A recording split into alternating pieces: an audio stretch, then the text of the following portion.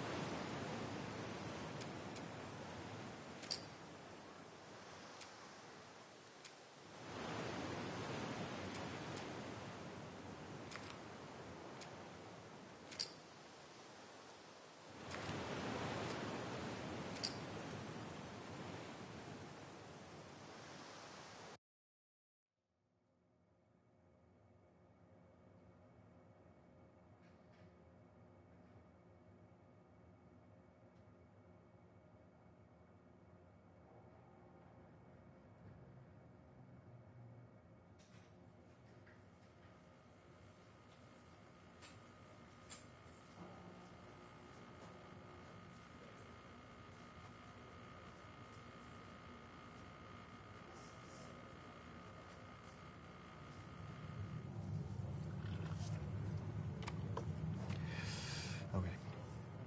Okay. Thank you all for what is about to be a very long presentation. So Anthony and I ran some numbers, and to our best guess, The Last of Us Part 2 is 10 to 30% longer than Last of Us Part 1. However, this is the most detailed story presentation we've ever done. Like, if you think about the presentation for T1, where we kind of talk about the quarantine zone in somewhat detail, even though most of it changed, and then it's like, and here are some things that might happen with Joel and Ellie. They might go into a spore-filled subway tunnel. They might fight some cannibals. At some point, Joel will get incapacitated. And this has everything figured out, even though it might change. Every character is accounted for. Every cinematic is accounted for in this presentation, which means it's going to feel twice as long as the first game. So when you freak out, that's normal. That's part of this.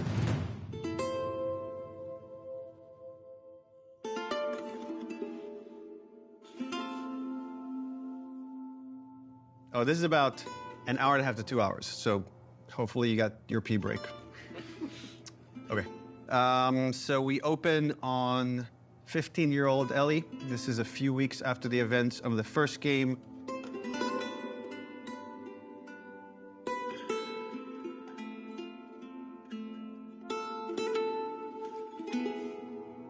There's a doorway leading down to this basement, and Ellie sees Tommy, and he's just finished climbing out of this basement, and he's hurt bad, and he's rambling about something needing to go after these people. Ellie's trying to ask him what happened, where's Joel, and he doesn't make any sense to her, and she starts to go downstairs. Tommy grabs her hand and tries to stop her, but he's too weak. She rips her arm away, and she heads down. And with each step, her heart races faster and faster as she sees this trail of blood. She opens the door, revealing Joel's mutilated body. And then shock just sets in, and she screams and tries to grab his body, and Dina comes and rips her away, and on that cacophony of sounds, silence.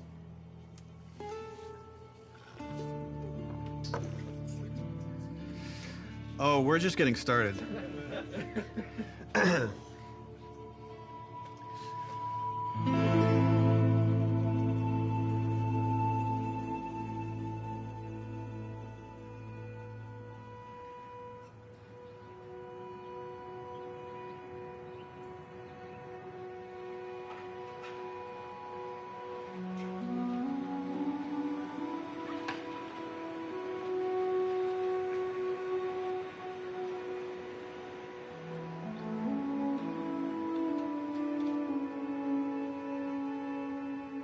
I've been working on this game since we finished. Well, really, been thinking about it since we finished The Last of Us. So many people were like, Last of Us 1 is so perfect. It should never have a sequel. They shouldn't make a sequel. They're like, oh, it wrapped up super great. But I think actually, if you look at the ending... Swear to me that everything that you've said about the Fireflies is true. Ellie is accepting a lie. I swear. Okay. She has a very good bullshit detector. She knows something doesn't feel right, but I think is too scared at that point to ask. How long can you really live with accepting a lie like that? The Last of Us feels like an origin story for this survivor in this post-apocalyptic world. Seeing like how Ellie has become such a strong, unique character, it really felt like, you know, if we were to do a sequel, it'd be a shame for it not to focus on her. Move the fuck out of the way. Yeah, once we're done with this whole thing, I'm gonna teach you how to play guitar. I reckon you'd really like that. What do you say, huh? Joel, he's gonna teach Ellie to play guitar. That always felt like that's just this like unanswered promise that like was kind of lingering at the end of the first game. We did this thing called One Night Live, where we had the actors come on stage and reenact certain scenes. Say we get you to the Fireflies. What happens next? Marlene, she said that they have their own little quarantine zone and that doctors are still trying to find a cure. I wrote this new scene that takes place after the ending of The Last of Us, but it was only shown to people in the audience. Like, we cut off the stream right before we showed them the scene. If I ever were to lose you, I'd surely lose myself. Try and sometimes you'll succeed to make this man of me. Our future days of you and me.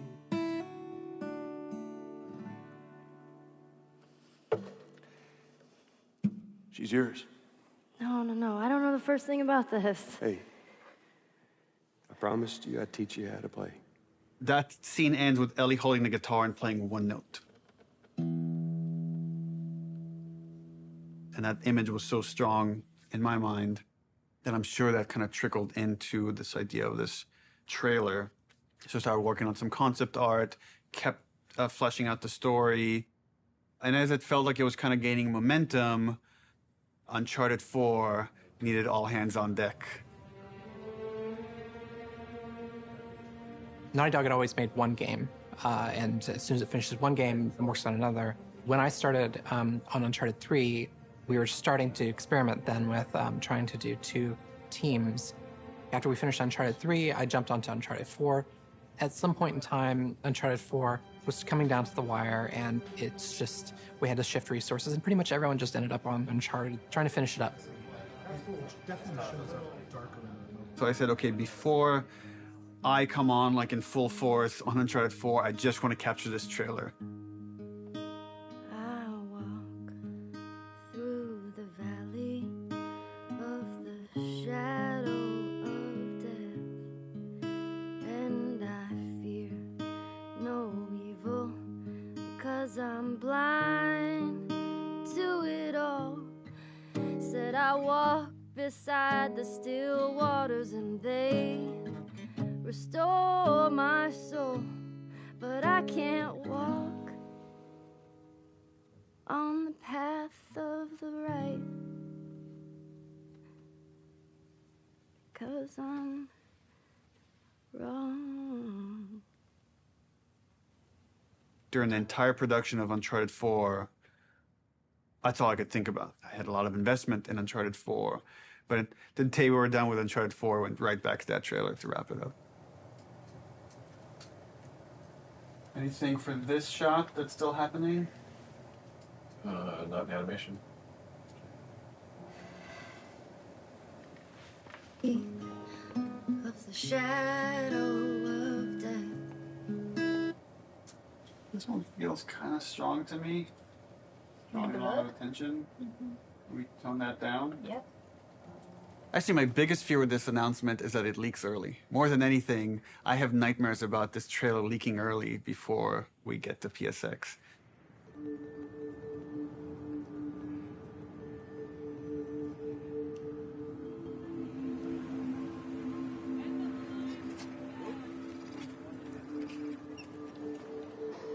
If we're gonna surprise people, PSX, the PlayStation Experience, hasn't set itself up yet as a place where big titles get revealed. That's E3.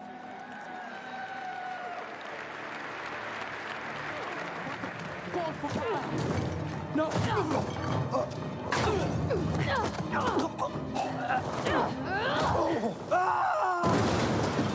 We're revealing the Uncharted single-player content at the opening of the show. You're late. I thought you were professional. Oh, you should relax. You'll live longer.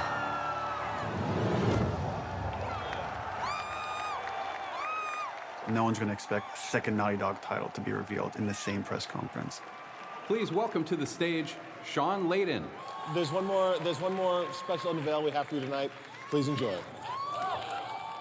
When we first revealed The Last of Us, the Naughty Dog logo came up and the crowd erupted, and it was such a high that that's almost been like chasing the dragon, like wanting to recapture that feeling. Oh my God. Why does this look like the lights on the stage?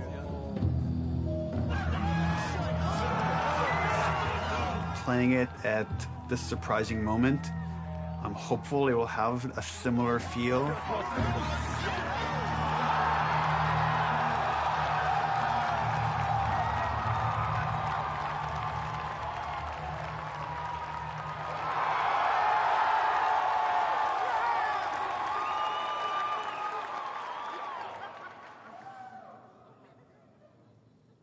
What are you doing, kiddo?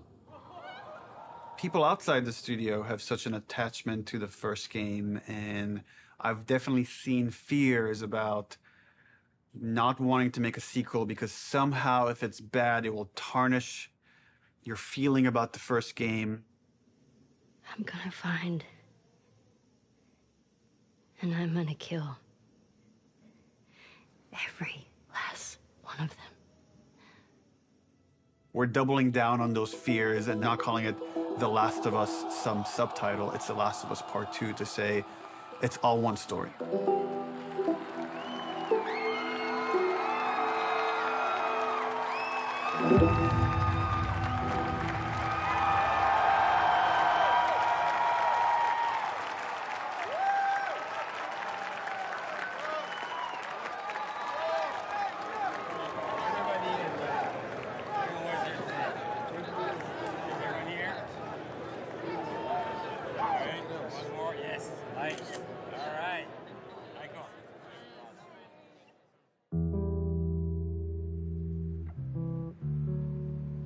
The concept for the sequel had to feel compelling enough, have enough weight that felt like, okay, this is an experience worth creating, worth spending the next 3 years on.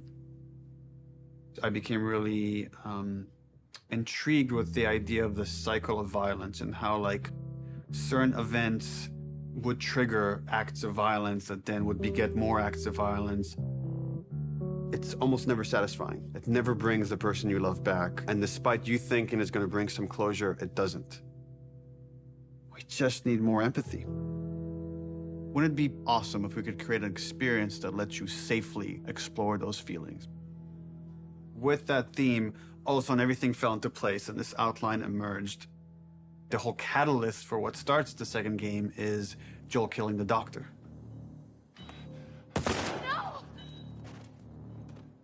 That feeds right back in that idea of that cycle of violence. Now it sets up this whole kind of sequence of events. We're gonna start the game where you're playing a new character. That sequence ends with this character killing Joel. And we really have to paint her as this monster. Then when you play the next chunk of the game and you're Ellie and you're gonna pursue justice, quote unquote, and you're gonna go kill this entire crew, we're gonna go back in time and show you that same sequence of events, this character that you saw as a monster, to now get you to see things from her perspective. And and how this crew is a bunch of people trying to survive in this world. And they had their reasons for pursuing and finding Joel and killing him. And the story was becoming very epic and ambitious. And I had a few parts that I was kind of stuck on. And I felt like to kind of shake things up, I wanted to bring in another writer. I thought it was a very thoughtful story about violence and obsession. He had Abby, sort of like this girl who was the daughter of the doctor. And that Ellie would go on this vengeance quest. And when he was like, and then Ellie actually kills Abby, I was like, what? You're gonna... Yeah, let's fucking do it.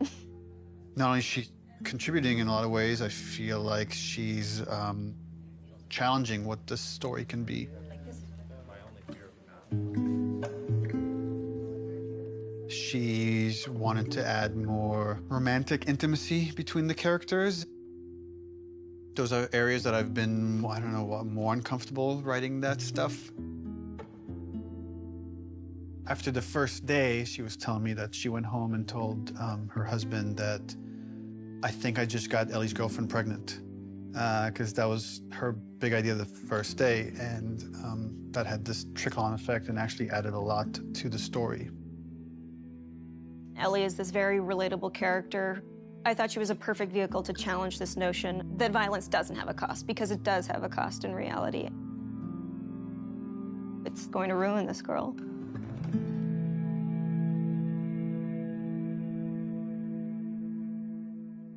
You know, people love Joel and Ellie, and we are about to kill one and make the other one a villain. I was very nervous telling Troy we're going to kill off Joel. In the first game, he was advocating that Joel should die. When I read the ending to part 1, I was like, you're going to piss a lot of people off. Let me go. Marlene is the closest thing to a parent that Ellie has had outside of Joel. You just come after her. A lot of people got hurt, and Marlene would be one of those people. Joel has crossed these moral lines, and therefore he deserves to die, and he thought it might be a more dramatic ending. And I was like, no, you're crazy. But then in the second game, that's why I was thought oh, he would take it pretty easily. He goes, so Joel dies, and he's like, so this happens, and then and I literally had to stop. I was like, can you give me just a second? Because it literally was as if someone was telling me about how my friend had just died. I think he kind of took it hard. It was like the character meant so much to him.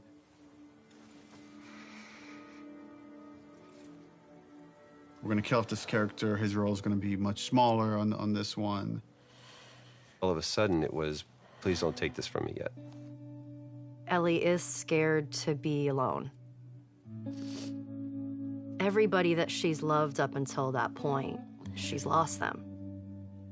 It's hard to imagine the story without Joel dying. Like, you feel that hate, Ellie feels that hate. You're one-to-one, you're on the stick, and that informs the rest of the story. This way, come on!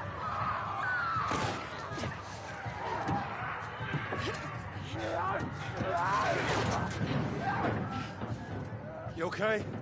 Yeah. We get you through interactivity to really connect and empathize with this character. Y'all act like you heard of us or something. And then make you feel like I've led Joel to a trap.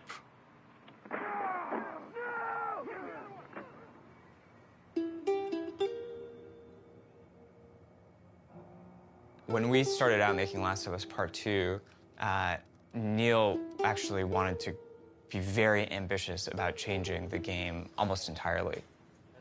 In the first 4 or 5 months, the game was actually kind of an open world, inspired by Bloodborne.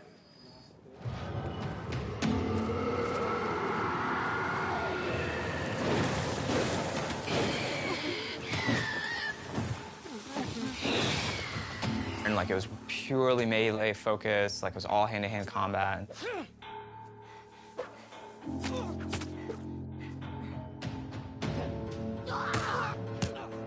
It wasn't just the melee combat, we were also looking at sort of layout structure. Bloodborne had a very sort of an open space that sort of kept getting bigger and bigger as you explored. I really like that feeling that you get of mastery over the world. It starts to become kind of almost a character in the game itself. And so that was also something we were looking at. We started out making it as different as humanly possible from the first game as we could, and then kind of dialing it back. The open world thing didn't work with the story that we were trying to tell and stuff. So in pre-production, we spent a lot of time just doing setups. I've got your back.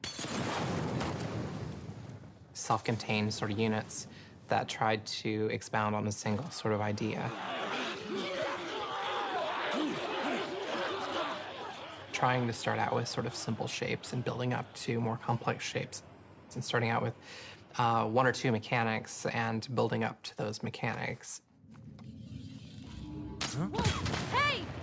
Even our experiments, we try to add like as much context as we can. Like we establish a goal that you're going to be going for. We establish beats so that there's like an emotional journey, the stakes are raised. Figuring out some traversal stuff, a lot of climbing and balance beams and seeing how far we can sort of push in that direction without it getting over the top like Uncharted. More sort of verticality, more use of grass and stealth.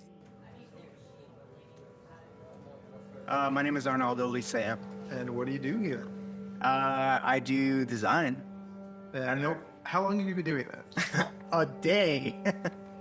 I got an opportunity to work in QA, and that was a great learning experience. I shipped The Last of Us and Uncharted 4. The thing I'm proudest of is the people who came in to a quality assurance job as a contractor, which is entry-level work, and used that job to get to where they ultimately wanted to be. When I interviewed for the QA position, I specifically said that my goal was to be a designer. He had formed this relationship with design where they knew they could rely on him, spending his free time designing a demo, and at the same time, him going to them and not being like, here's 50 bugs you need to fix. He went to them and was like, what do you need? How do I help you? What kind of bugs do you need? And for their part, they embraced him and were like, why don't we show you how to lay out nav mesh? I am anxious to prove myself.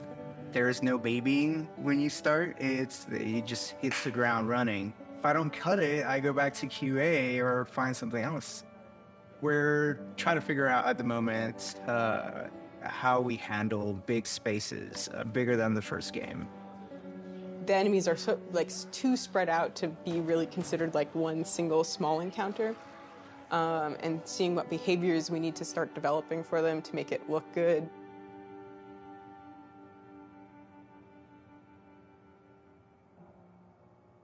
The opening of Seattle, that whole section was pretty slow and quite linear in the level design. Let's assume that there's guys in this building, someone's starting to shoot at me from the second floor. So, okay, if I'm on the horse and I'm getting shot at, I can't take cover with the horse, so probably first thing I'm going to do is jump off. And that's slow and clumsy, and maybe we can make that faster. It's like, but once I jump off, I'm going to want to take cover behind something. It's like, okay, I'm taking cover. Now what the fuck do I do with this horse? I assume the enemies are going to shoot at it. If they don't, that's kind of weird. Does Dina ride off with the horse to help it stay safe? Well, that sucks, because I'm trying to build a relationship with Dina, and if my partner leaves me, that makes me like her less. I'm like, okay, so Dina has to get off the horse and take cover with me and help me engage with the enemies. Okay, but the horse is still there, so what happens with this horse? Does it ride off on its own in order to like protect itself and then come back after? Oh, that feels too intelligent for a horse. That seems a little funny. As soon as there's range combat, the horse kind of makes it fall apart. What if we did this whole sequence on foot? How do I approach this building? Imagine this is more dense with cars and ferns and interesting ways for me to close this distance. Maybe when I get close enough, two militia guys come out. I have this little firefight with this front before I could rush forward and go into this building, climb up, and take out the sharpshooter that was harassing me. Really simple, small fight. Now there's tension. Guys can come from anywhere, like from this rooftop, from these windows. And that really inspired us to take some pretty drastic changes as far as the flow, inserting more combat, opening up the layout to give the player more options as far as how they explore the city. You can imagine this as being kind of the hub with it poking into streets, and I could go into the streets and explore and find those locations, what we're kind of calling dungeons. So that's the plan. Some of these changes are big, but it got us excited. This feels like a true evolution of T1 as far as going more systemic and giving you options. If there's concern, it's about scale, it's about scope, it's about can we actually build this thing? The scope is always bigger than the last game. It always has been. It always will be, probably. But this scope on this game is something pretty extraordinary. Everyone seems to agree that the thing we're building is going to be cool. Once it's done, it's just that it's such a big game. Our games have become more and more ambitious, and the studio has gotten a lot bigger. When I started here, we were 40 people. Now we're over 300. You can't handle that many people with a flat hierarchy. As we grew, we've had to introduce new titles just to control management, control communication, make sure things don't fall through the cracks. We have no producers at Naughty Dog. There's so many talented people here that you can rely on and lean on. It makes the game better. And that's really kind of the secret sauce of Naughty Dog, is how collaborative it is. You find the right people who really want to do the best they can possibly do, and then you kind of give them the resources to try. You're getting what you asked for as a creative person, right? You're kind of getting the freedom to go as far as you can go, but sometimes I think we need to be safe from ourselves a little bit. With The Last of Us 2, there's a real sense of opportunity. This is going to be a much cleaner production than we've done in the past. We're going to get it right this time. This is the first project that has had the proper pre-production period, where we have locked down, for the most part, the story, beginning, middle, and end, before we started production. That hasn't happened. I don't know if that has ever happened, now that I think about it. It's a very, very messy process, which is, again, why it's a lot of times really difficult to schedule. I think right now we are planning on springtime of 2018. So when springtime of 2018 comes around, The Last of Us 2 isn't in stores, you can look back at this and say, well, I guess their plan wasn't exactly set in stone.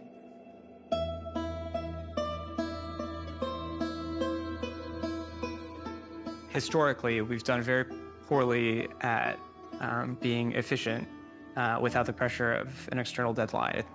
Every time we have some showing of our games, if it's going to be seen publicly, it's got to be one of the best looking playing things in the industry. For example, the first trailer was coming online, and that forced us to define the look of our game, define the location of where the game takes place, define Ellie's look and her age and her hair and her outfit.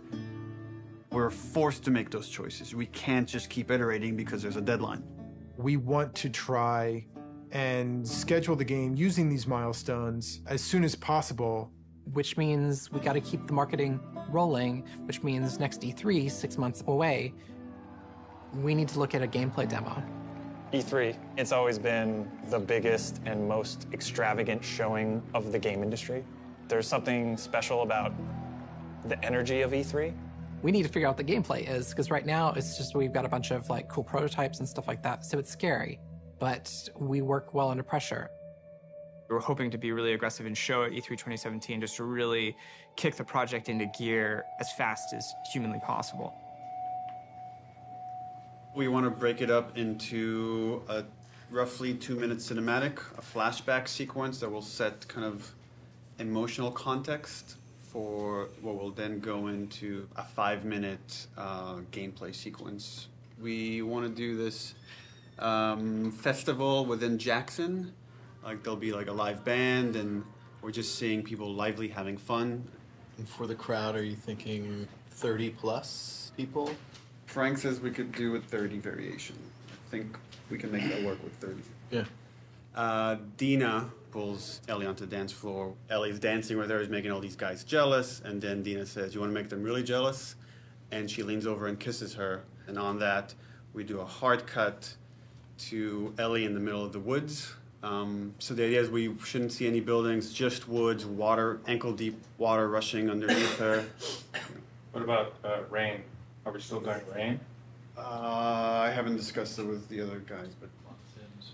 That demo that we show externally for the very first time is setting the bar for the rest of development. But the problem is we're also working on Uncharted 4 Lost Legacy. So E3 is June 13th, which means probably we want to be done, like 2 weeks before that, which is 4.5 months from now. With Lost Legacy shipping at around the same time of E3, there are shared resources between the two projects. Especially sound and particle effects, so they were all on Uncharted. When it comes to the polish phase, both we're polishing this and that at the same and SPDLC at the same time. I don't think there's any specific item that needs to be worked on, but I think there's going to be programmer time doing both those things. And there are going to be times when it's like this needs polishing in E3 and this needs polishing in SPDLC, and like we're going to have to compromise at times maybe. We kind of just didn't have it at the forefront of our minds that, yeah, they're frickin' shipping a video game. It's literally the hardest part of making the game is shipping it. And we were trying to ship a demo, the second hardest thing you can do, at the same time and sharing a lot of their resources. So one thing would be helpful is to find out what are the items that you feel like you're most worried about. Like, let's say rain. We could do this thing without rain. So if that helps you a ton, we can make the decision not to remove rain. It would definitely help. How about wet hair? Well, if she's going swimming, then we can get around that, right? How about no swimming? Puts on a cap. If her hair. I got like a really clear energy of the meeting, which was how do we shrink it? It was such an impossible task. You can't help but start feeling some doubt, some anxiety about the leadership, not understanding the logic of it. I think like anybody else here, I was definitely ready to roll up my sleeves and figure it out. All right, guys, we're gonna try to keep this pretty short. I guess. So after yesterday's meeting, there were a lot of side conversations, and there was sort of a sentiment about how much work there was to get not only this demo done to ship Lost Legacy, and it matched up with feelings that we were having, so we started discussing the responsibility of actually attempting this and started to feel that it was a little bit irresponsible. That if we were to try to meet both these deadlines, we could probably do it, but we would end up doing a lesser job on both projects, both deadlines, than we would if we were doing them individually. And it feels like they're both important enough to give them the due attention. So the conclusion that definitely is there is that the demo that was discussed yesterday will not be presented at E3. Does it mean that our main point should be just focusing on more shipping before? The Lost Legacy? Yeah. Yeah, definitely. But I mean, we should still try to. We don't, like I said, just want to just completely halt work on this and all hands on deck on Lost Legacy. The idea is still to finish the demo just to give us a buffer so that these two deadlines aren't overlapping. Okay. It's just now we have more time to work on this demo properly without the pressure. Once that meeting happened, it was just like, right, of course. I'm not in the Twilight Zone. It makes sense not to do this. It felt really nice seeing the leadership kind of having the teams back and seeing the logic of the situation in front of them. That's it. Cool. Thanks. Okay, so are you pissed off? Am I pissed off? No. What am I? I guess in one sense it's relieved because there was concern of whether we could hit the quality that we know we need to hit for both Lost Legacies and for what was going to be our E3 demo. And then on the other hand, it's kind of disappointed because I was excited to get this demo done and get it out there and get the reaction. But now it's going to have to happen at some other point. What we've decided to do is deliver the demo at around the same time, but that's going to be purely internal, and the demo won't be 100% shippable. Gameplay and design and animation are going to be locked in June. Then, like, we back off, we finish Lost Legacy, and then resources free up to finish the particle effects, the lighting, and the sound. And then we ship just the glossiest, best-looking demo you've ever seen. We burn that to a disc at the beginning of January, and then we don't touch it again. And nobody sees it until E3. It's going to be really interesting to see if we can really, really commit to being done, 5 months, 6 months in advance of E3, and not be tempted to say, like, it could be a little better, let's go back. People are just chatting. Writing stuff. And we really just need to have the discipline not to do that.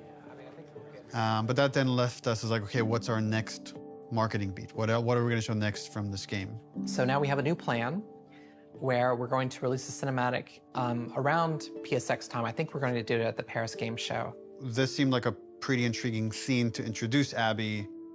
That whole scene is going to be our next marketing beat. And then we're not going to say much about it, about how this fits into the game, where it fits into the game.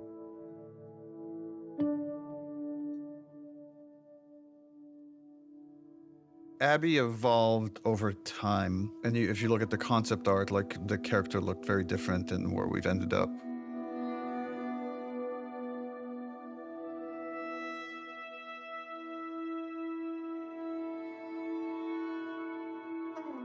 I don't remember at what point we decided to go with someone like really kind of muscular and broad. But I remember once the idea came up, it felt very fresh.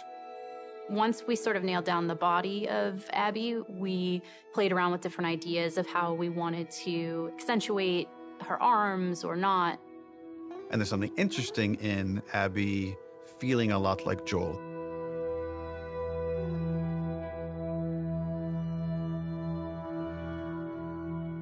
So when I got cast, Neil was like joking around, and he's like, "You should probably beef up in order to play her." And I'm like, "Ha ha, yeah, it's mocap, whatever." And he goes, "No, really, you should probably beef up to play her." And I was like, "Oh, yeah, you're right. I should totally start deadlifting as much as possible." So I did, and I was training like crazy, and then I got pregnant. What are you gonna do? We need to separate her from Ellie. It shouldn't feel like I'm playing a reskinned Ellie, that Abby should, in many ways, look, behave, fight differently.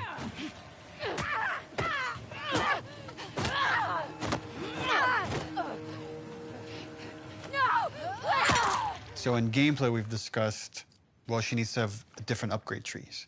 It means we have to make the investment of capturing a whole different moveset for Abby. We can't just remap Ellie's animation onto Abby. Holy fuck. Abby has a fear of height, and there's stuff we're doing with the camera to make you feel vertigo. And that helps build empathy. It makes this character real. We let you both live, and you wasted it. She's aesthetically a very intriguing and iconic and powerful character. Abby, who are these kids? They saved my life. Can you take a look at her? Once she's killed Joel, what is Abby's motivation? What is she trying to achieve? Her redemption is really taking care of Yara and Lev, these two kids that are from a warring faction. You know, she has been taught to hate them. There is an inherent xenophobic reaction to them. It's about saying, can you come to love your enemy? Scars built all this? Seraphites. Yeah, I was gonna say that. These are kids that grew up in a very different context as Ellie, and, how they live their lives and experience the world is totally different. Got your present. I'm getting really attached to Lev. He's been able to keep his head up despite losing so much himself in a world that is so harsh. We're taking too long. Can't move any faster. I won't do your sister any good if we're both dead. I really like his dynamic with Abby. Her having this, fucking brassy little sidekick who calls her on her shit in a way that nobody else can. What's going on between you and your friend Owen? Oh my God, Lev, now? It seemed really awkward. Just go! Who understands the sort of sense of being orphaned in the way that a lot of people can't. How long have you two been on the run for? 2 days. What the hell did you do? I shaved my head. They want to kill a little boy because he shaved his head. I am not trans, so it's a very delicate thing to tell a story of an experience that I've not had. And that's something that we want to take seriously. Did you hear what they called me? Yeah. Do you want to ask me about it? Do you want me to ask you about it? No. Okay. It's really about trying to create a multifaceted character who is trans, and that is absolutely an important part of who he is, but also a part of who he is, not the whole of who he is.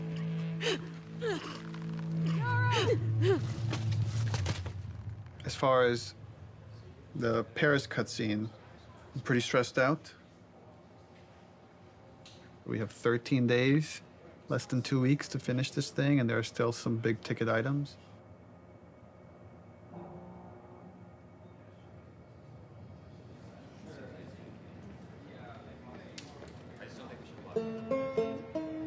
Lost Legacy turned out to be a much bigger project than we originally envisioned, but now that it's done, everyone is now on board. We've got the Greenlight demo done.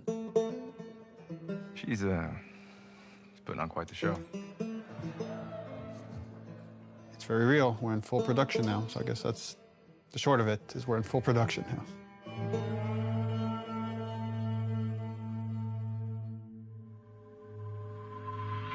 Hey everybody, PlayStation's live at Paris Games Week 2017. We've got a huge show for you starting now.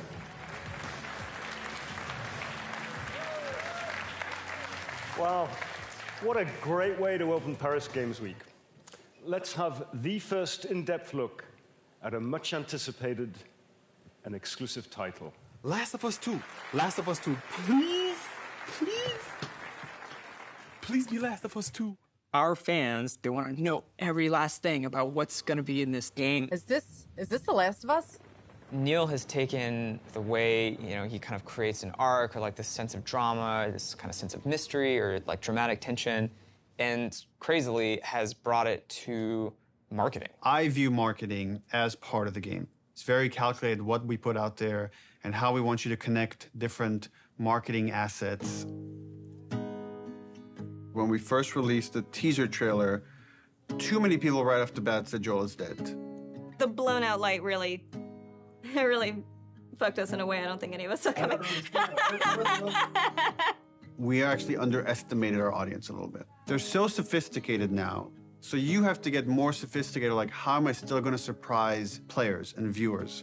You start on characters you've never seen before in a world that could be The Last of Us, could be anything. That creates a really, really cool sense of tension. At no point are we gonna market that you play as this other character. What is this? Yo, that looks good though. I was so excited about working on it and I couldn't say anything. It was so rough. Oh, is she gonna cut a baby out of her belly?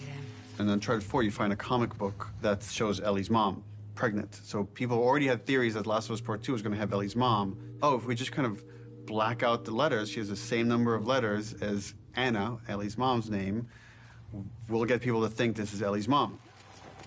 Oh my God. Girl's got a good... That hammer's from the Outbreak poster. So we had that poster with the forearm of a character you've never seen before, with this kind of wolf's head in the background. What does that mean? Kind of prompting this mystery. You want people to feel like they figured everything out and then have the story surprise them. Man, if this is The Last of Us 2, bro, I'm gonna go crazy. Oh my God. Last of Us 2? Yes! Yes! Yes, bitch! Yes! I fucking knew it! Everything that we put out there is shaping expectation. And then the final game, hopefully, if we do our job right, should subvert those expectations in an interesting way.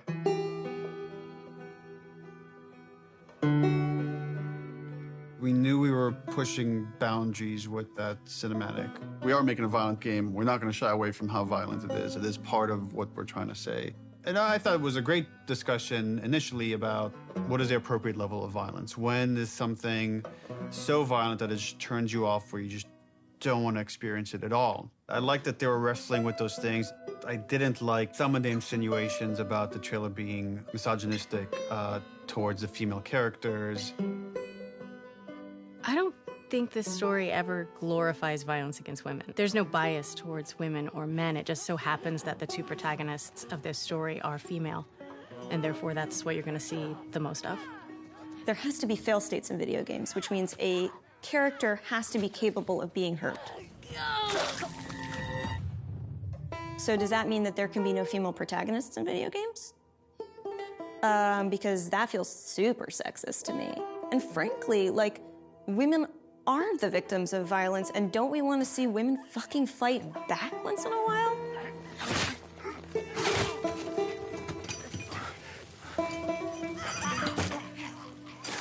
That character, her hand getting hurt, it has consequences for hours of gameplay to come. One article even like asked the question, were any women involved in the making of this? And it's like, yeah, the co-writer, the lead character designer, the lead character artist, all the actresses that worked on that scene.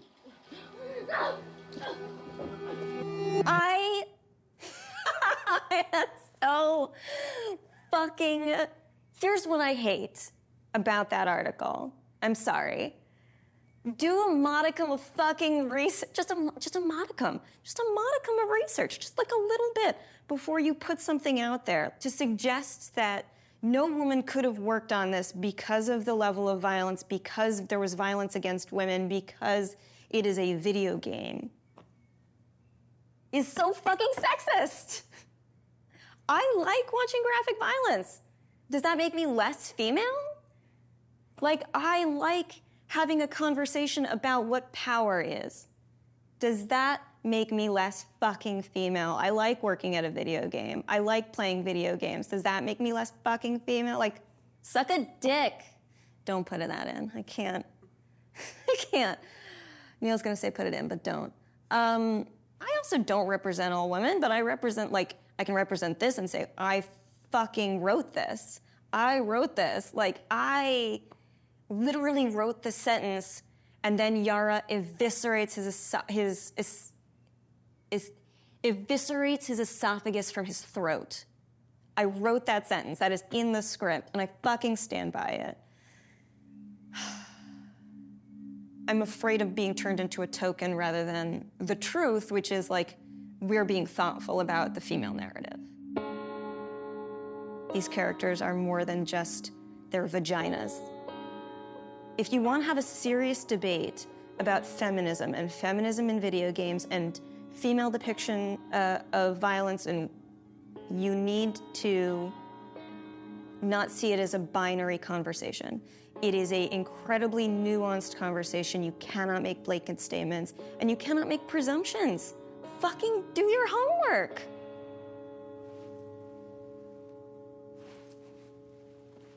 I'm right here. I'm tweeting.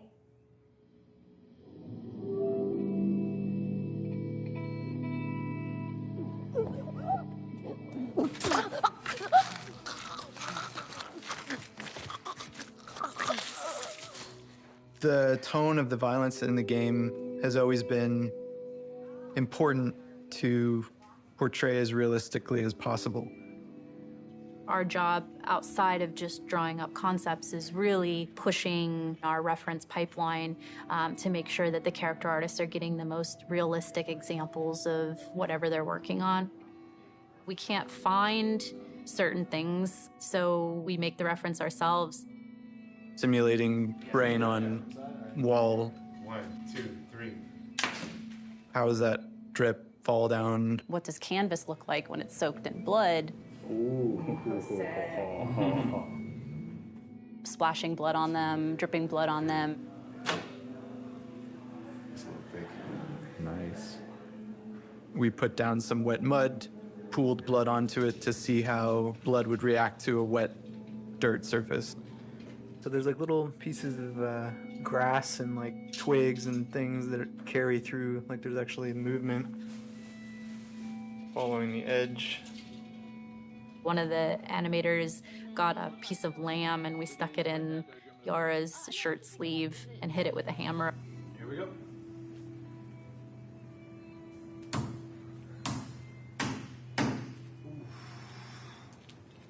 Yeah, we have a break. She's gonna need to hold this as straight, because if she does this, it's gonna, you know, just the weight of it's gonna want to make it fold. So trying to keep it as straight as possible. This past week's shoot was specific for the infected eating people's jugulars, and there was a concept that was done with like blood running down the mouth, but it's like, would that happen? Like, let's find out. I got on the ground and pretended to eat away at like a bloody soaked rag that we made.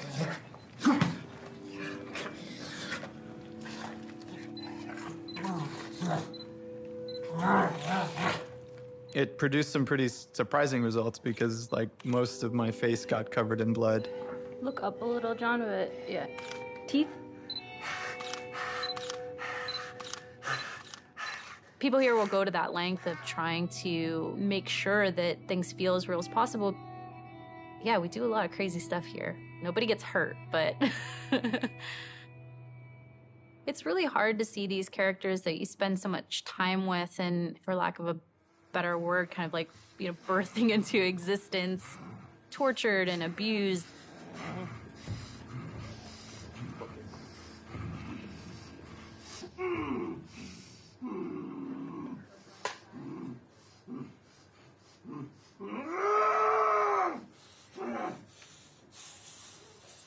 We're shooting the Joel death scene, which is like the catalyst, the opening of the game. This scene has all of Abby's crew. It's a complicated scene because it's the most actors we've ever had in a single shot. Y'all act like you hurt us or something. It's because they have.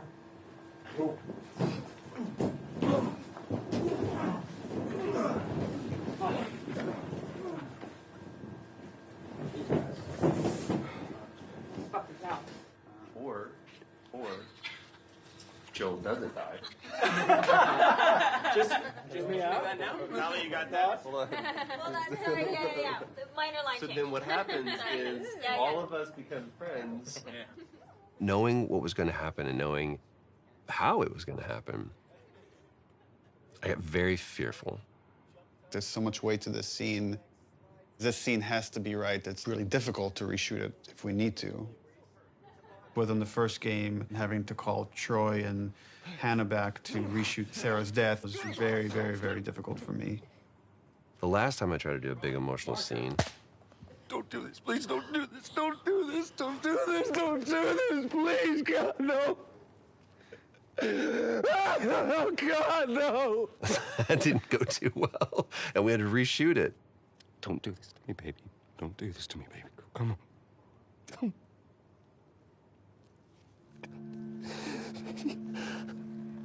How the hell am I going to play this? Like, how are we going to do this? I don't know if I can do this. I don't know if I have the chops. Am I going to put Laura through this? Because I know how hard it's going to be on her. Audio. Camera. Rolling. Take one, Mark. Action.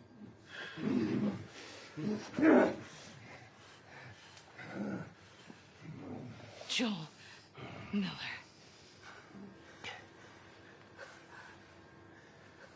Who are you? Guess.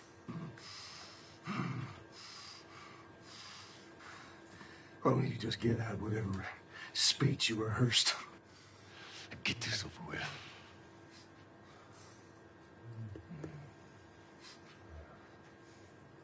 You don't get to rush this. At the end, I really loved what he brought to it. I couldn't wait to get back into Ellie's shoes again because it's where, weirdly, I feel most comfortable in a lot of ways because it feels like a character that feels the most like me that I've ever played, which is a little disturbing. I mean, minus like the murder and the killing. So it's almost like a bit of step forward, like you're about to like lunge and shoot. Yeah. Sweet. The biggest change that has happened since the initial pitch is Ellie is there when Joel is killed. It used to be she came across the body, and then she had to rely on Tommy's testimony of what happened, and we shifted it, which made it much more dramatic and intense for her, and I think puts more of it on screen and, again, allows you better to understand why she needs to pursue these people.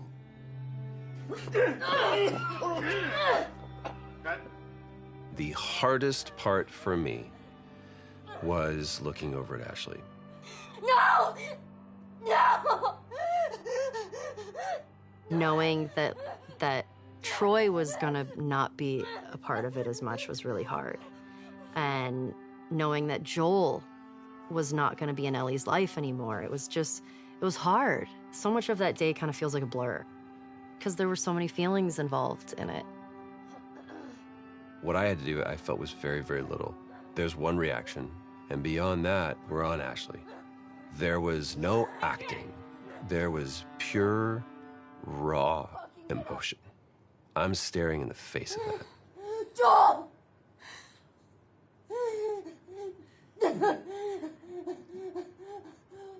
Why are you doing this? Get the fuck off me! I'd lost a little bit of my voice. I couldn't scream like as loud as I wanted to, you know, to get that frustration and that sadness out. Ashley was behind, crying, and God. And knowing Abby was taking this away from her was very difficult. And so I was crying when we were filming that scene.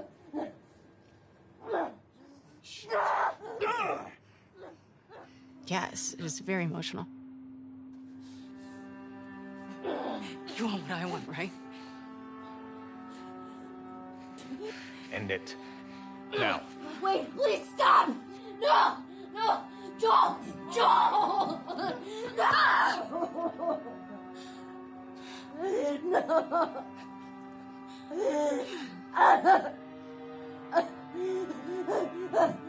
We want him to die in this really unforgiving sort of way. Like, it needs to feel senseless for you to say, fuck these people, I'm gonna pursue them to the ends of the earth and make them pay.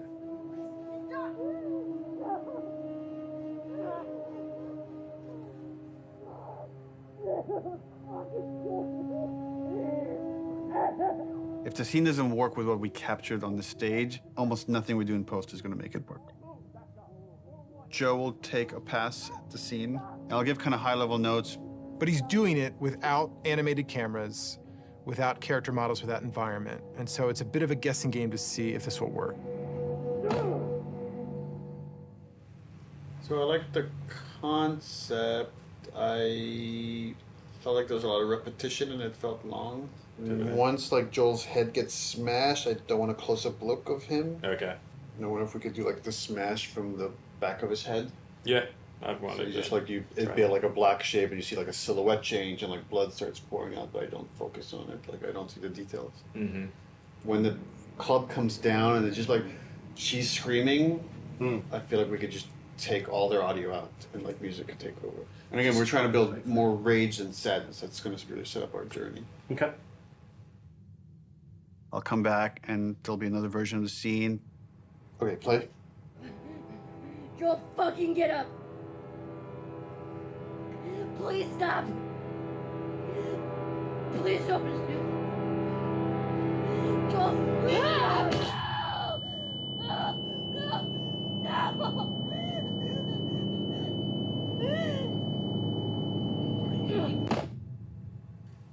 Overall, it's fucking awesome. Like I got emotional just the part where before he gets killed. It feels so fucking tense. There certainly is still a ton to do. We still have like 45 scenes that haven't even been looked at yet. It's terrifying given our deadline. The process right now is just getting Neil. We just need to get Neil into the room. Which one are we showing first? We've got essentially 3 versions. The one that I did, And this would work with what we're talking about doing with the scene, and then... Close one. I would probably say There are people standing this, here yours, sometimes. Mel, or I got bad news. Mel, yours, this. He's canceling? He's canceled. But we had the cameras set. He's supposed to come in. He's the Actually, it's good we're getting this on camera. This is what it's not about. This is what it's about. Yeah, he has some Melee stuff to review today. He said let's pick it up tomorrow. So yeah, that's what happens. And so it's like, okay, all right, that's fine. I don't care. I don't care. Yeah.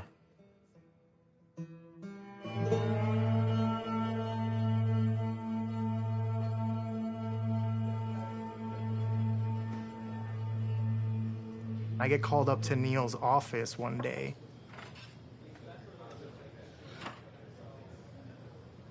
And there's like an empty seat. And Neil just goes like, oh, just sit down. I'm like, oh my God, I did something wrong. And he's like, do you know why you're here? And I'm like, no, are we gonna talk about one of my levels? And he laughs and he goes like, no, you're gonna work on the E3 demo. It's always been a dream of mine, working on an E3 demo, seeing it on stage. Is this a joke? Like, am I getting pranked right now? So speaking of E3 demos, remember way back when, like you guys said you were going to lock that content and then not touch it? How's that go? Well, and then we ship just the glossiest, best-looking demo you've ever seen. We burn that to a disc at the beginning of January, and then we don't touch it again, and nobody sees it until E3. Well, I think we knew at the time that we weren't going to not touch it. It's going to be really interesting to see if we can really, really commit to being done and not be tempted to say like, it could be a little better, let's go back. Because the game's been making progress for the 10 months or something since we locked that demo down. A lot of advances have been made, a lot of new ideas, new mechanics, and we really just need to have the discipline not to do that. Honestly, it feels like we are addicted to being late. Okay, we're starting. I don't know exactly what we're gonna do today other than come up with a really long list. We're trying to limit it to an hour, so we'll be done at 4 no matter where we're at. Looking at the cinematics first. Because we did it so early and had a rough version of it a year in advance, we got a bit complacent.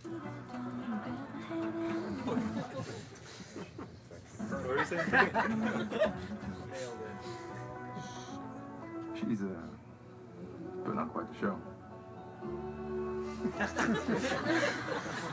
She sure is. Where are we on getting physics on these strands?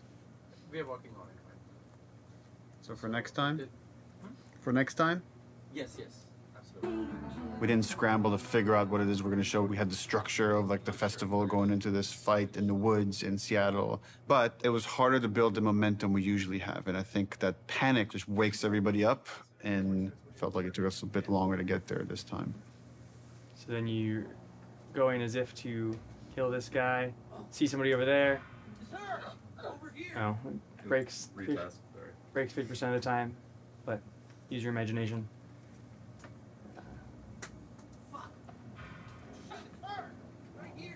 Yeah, going a bit slower, give him some time. Okay. The animation is breaking the melee system.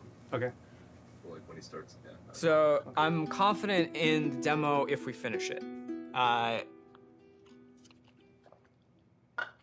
I'll be frank, it's not looking great. All right, this is totally broken. For next week, let's make sure it's all there so we could actually review it. Yep. Okay, thanks, everyone. I feel like this demo is cursed.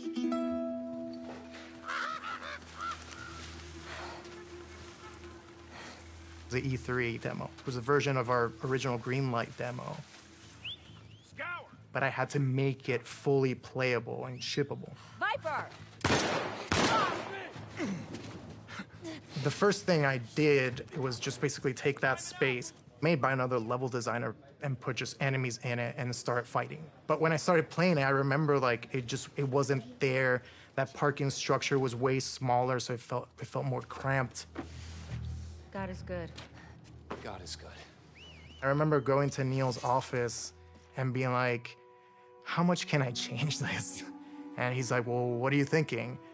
I'm like, well, I'm thinking like this big thing. And I'm like, just like brand new designer. I'm just throwing out like everything. Like, I want to do this and I want to do that. I want to make sure that it feels like a sandbox, that it feels like this big space, that it's multiple paths. It's like something like we really haven't done before in The Last of Us. And he just goes, go for it. Well, let's do it.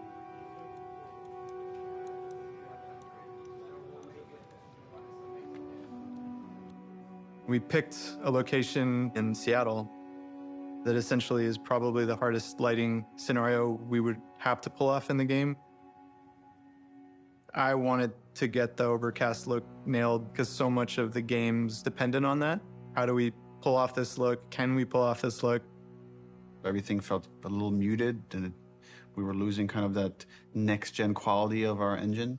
Like for a second, we actually turned the sun on in the demo. But we lost the mood of that overcast kind of blue look. That moment was really rough for me. Just felt like years of my life that potentially would have just been like wasted on this pipe dream of a look. Well, we were struggling, like last summer, it was like a fine balancing act. Is this whole thing just gonna crumble? Like, is the whole direction like now gonna have to change for the game, not just this demo? Have I steered this company wrong? Took some really big iterations and tried some crazy ideas, and we came up with kind of a hack. We talked with the programmers and found a few settings that actually gave us exactly what we wanted. It was really like one thing. We faked the sunlight within this kind of ambient look so we could get some directionality of the lighting.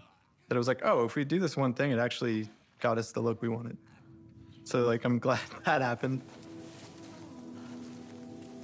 For this game, there was a major push to make a new volumetric fog system.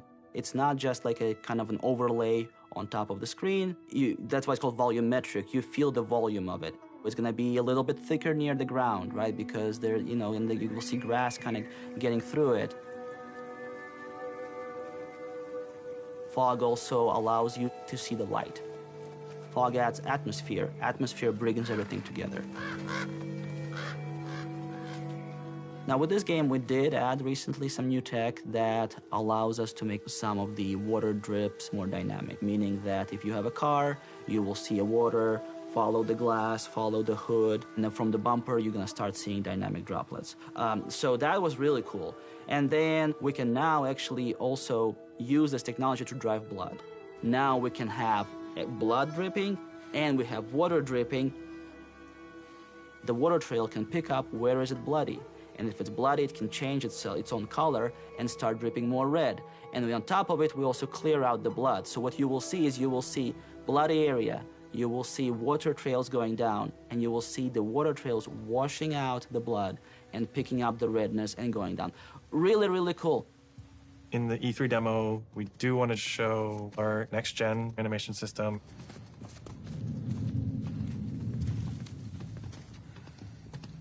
One of the biggest animation upgrades that we wanted to add to this project was motion matching. The way that it works is it takes a pool of animation data and it picks the most appropriate clip to blend together and create just very fluid and organic movement. We want these characters to just feel grounded and believable in the world, properly shifting their weight and moving the way a real human would.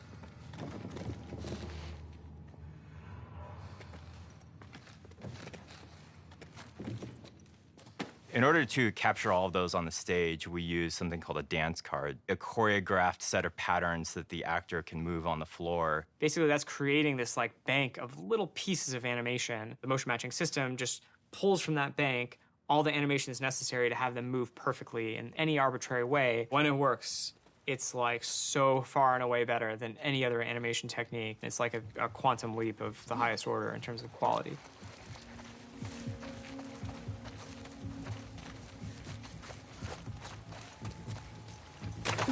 Any one mechanic is not maybe anything you haven't seen before. It's the combination of how it all comes together, the way it works with the animation system. The new stuff we're talking about is like, oh, you can be in grass.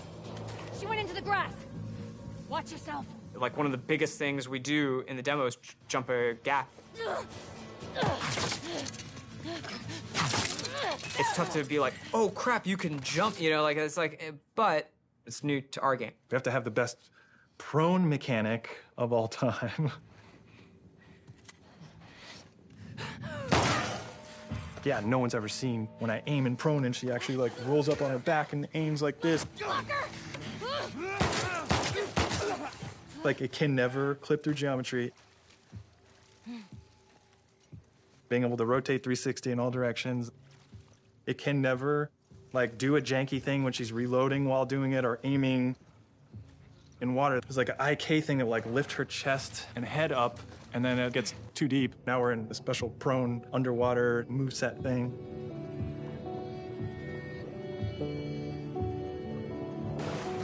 Her chest and arms and everything are kind of matching ground plane. Things that a player will never notice. And it's because we like purposely did it. There's no such thing as like, oh, you know, it's not as good as, you know, this other game's one, but like, it's fine. It's gotta be like, no, it's fucking Naughty Dog. We have to have the best version of the thing, whatever that is.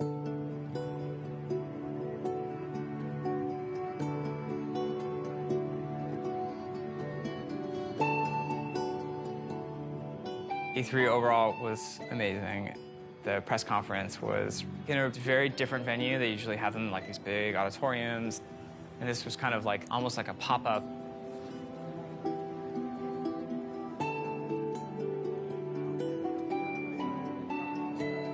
It was more like a theme park idea, but it's like in a parking lot, in a tent, in Los Angeles, at downtown.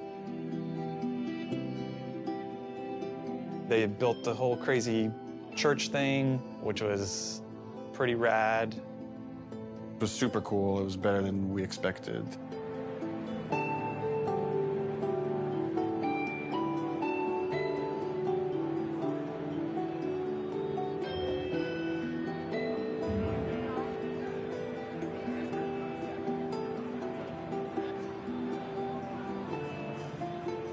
And you could feel like the tension of people trying to figure out, what is this press conference? What's going on? What game are they going to show here?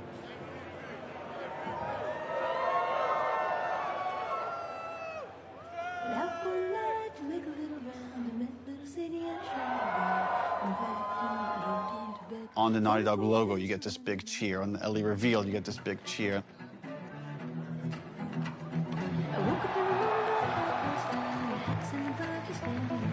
Every moment that we've constructed and planned, like, meticulously for really a year now, hit, and hit the way we wanted it to hit. Maybe they're jealous of you. I'm just a girl, not a threat. I think they should be terrified of you.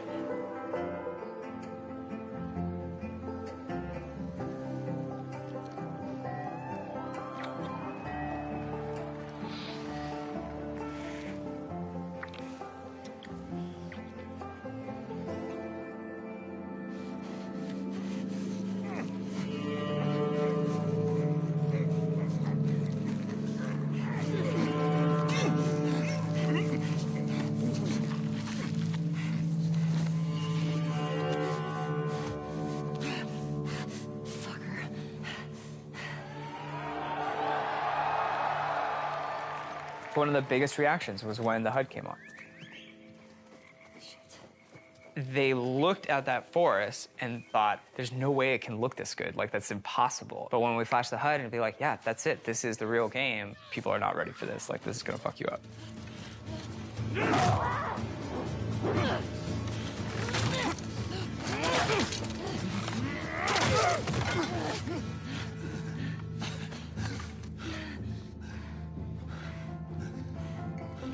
See, I told you.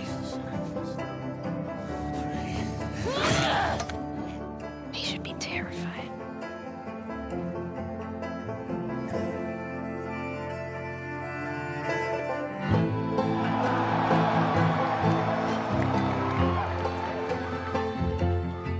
It was electric. My skin was like tingling the whole time. Like as soon as it's done playing, I'm like on my phone And it was wild. It was wild to see it just everywhere, see it on YouTube, see people commenting on it.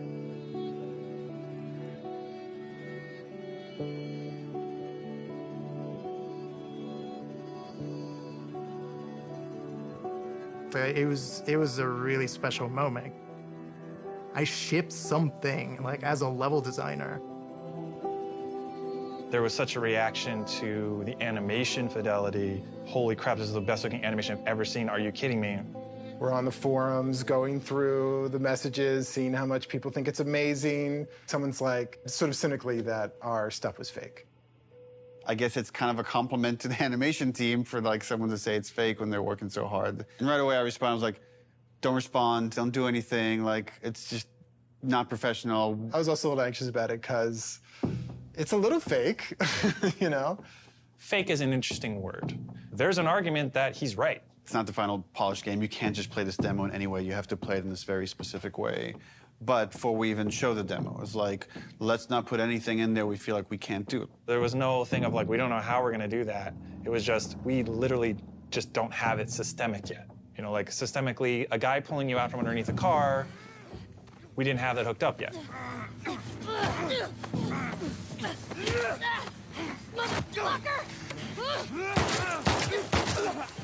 Now we have it hooked up in the game.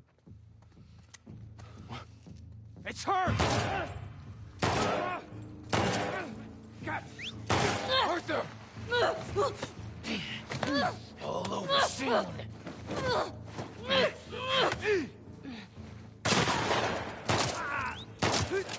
Ultimately, as we're building the rest of the game, if anything feels like it's not the right call for the game, we don't mind changing it. Like, we had certain things in the demo for the first Last of Us where, like, Joel picks up a pistol and takes out individual bullets from it and then pockets it. And, like, we could have done that, it just took too long. So for gameplay purposes, we cut that out. I was talking to other animators and they were like, yeah, man, they think it's fake. They have no idea, like, it's awesome. The same animators who made this demo are going to make the final game, so, like, I don't know what you're talking about. They were confident, which I'm glad. We knew what we were doing and we knew how special it was. It was a little bit of a microphone drop to the industry, and for many it was inspirational, and they were excited to be able to add some of those details to their games and their future games, and for some of them it absolutely freaked them out to see this might be the new bar that's expected for other games to follow. Part of me is like, oh shit, like, they're fucking calling us out. It's like, we have to deliver this. Like, we always were gonna, but now it's like, people have called us out, so we have to do a full body throw animation when you pick up a bottle and you're running, and not just a partial animation, because that guy fucking called us out.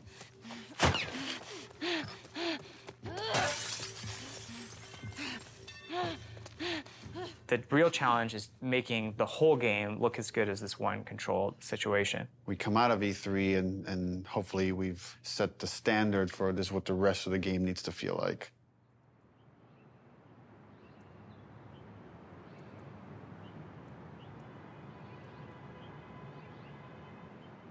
When you already know exactly what you're supposed to do in the game, you've memorized everything, it's hard to have a true experience with it. You have to bring in people from the outside to play it fresh.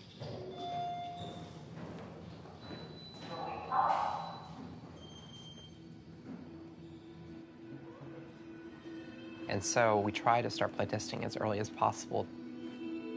We got testers in bright and early. They're going to start playing the game. They're actually just right across the hall over here.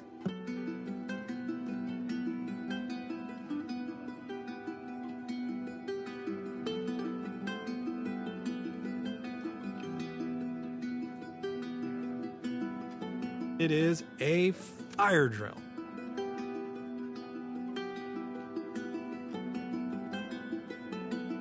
Because things have to work.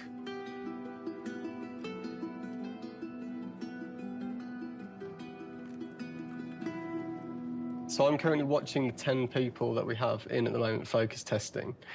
We've got all of their screens up, so I can kind of watch all of them at the same time, generally keep track of any kind of recurring patterns or how long people generally take in certain areas. They do things we haven't thought of. And it really shows us where our holes are. It's like, maybe I should change this. Maybe I should try that. This player's pretty lost, trying to figure out this puzzle here, and they're trying to jump on a truck. He's got a really awesome solution here where he's putting this plank on a dumpster, and now he's moving the dumpster around. So we'll probably have to go in there and like try and fix some of that stuff up, but we'd rather figure that out now than in 6 months. For things like puzzles like this one, that although they're figuring out the puzzle, they're actually not doing it in the kind of order that I'd like. What would be better is if they came into the space and realised, okay, that's the thing I need to be like climbing up to or getting to, and then they can kind of work backwards from there and go, well, if I need to get there, how do I get up? Oh, I can get up on this thing.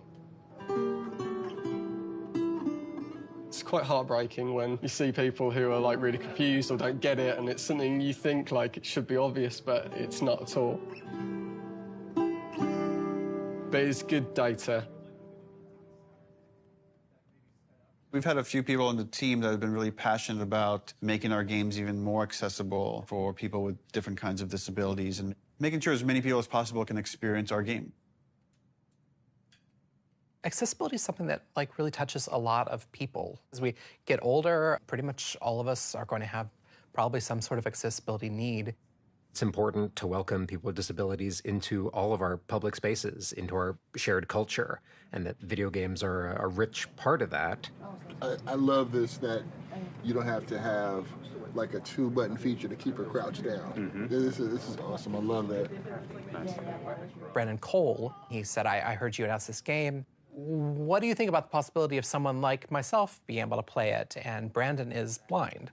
I hadn't really thought about that before. I don't even know if that's even possible, but I want to try because that sounds interesting. If you click on the L3 button, it turns the screen and the character towards your next objective. So you're able to sort of instantly sort of flip. It was very much inspired by the talk you gave last time you were here. I figured. Hopefully That's a beautiful thing. We had this feature that let you navigate along the golden path. And we also had this other feature. You could like put out this sonar pulse and you'd hear where all the items and enemies were located. But Brandon was playing that and it was like, this navigation feature is great, but I don't want to just follow the golden path. I want to navigate to other things. It kind of occurred to us like, oh, we can combine these two features. We can let you scan for items and then navigate to that item. This gives you more room if you do it this way for different types of sounds for different types of items. You know what I'm saying? Yeah. Different sound for ammo, different sound for parts, different sound for explosive, different sound for keys. Or craftable and collectible. Yes, exactly. Right on. But since we want to hunt for secrets, just like anyone else, you're also going to want to know that, hey, there's something way over there. Players with disabilities still want to have challenge. It's not about just making an easy mode. So what happened there was an auto vault. So you pressed into a wall and it automatically vaulted. I feel happy about this. This is an example of actually the good part of the studio culture, which is self-empowered, that I think allowed us to do this crazy thing, this thing that, you know, I couldn't tell you if it makes business sense to some degree, but it was something we were passionate about and interested in. It was a way we saw we could make the game better. It was something we saw we could like push the frontiers of, and we went with it. Studio leadership was supportive of us, but this really was like a bottom-up kind of initiative. Yeah, absolutely. And I think that early success really helped to build momentum for the rest of the project. Shielding everybody from the cost, from the budget of these decisions helps them focus on their discipline. Don't worry about money, worry about making the best game possible. Trust that there are people at the top that are looking at the budget and considering that. At a certain point in the project, we start offering dinners to the team.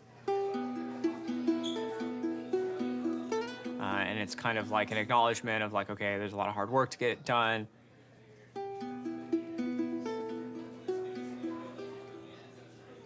And we know people are probably going to want to be staying late.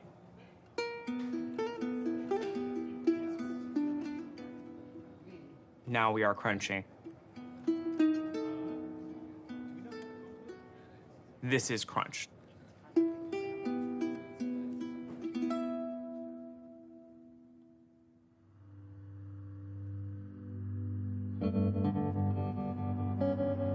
polished. I've felt it for months that this release date is not realistic with how big the game is. People were asking us, is this a real date? Because it's not feeling like a real date anymore, so we felt like we had to react pretty soon. And then at some point, it just felt like because people were starting to put in longer hours, it wouldn't have been fair to not figure this stuff out sooner than later.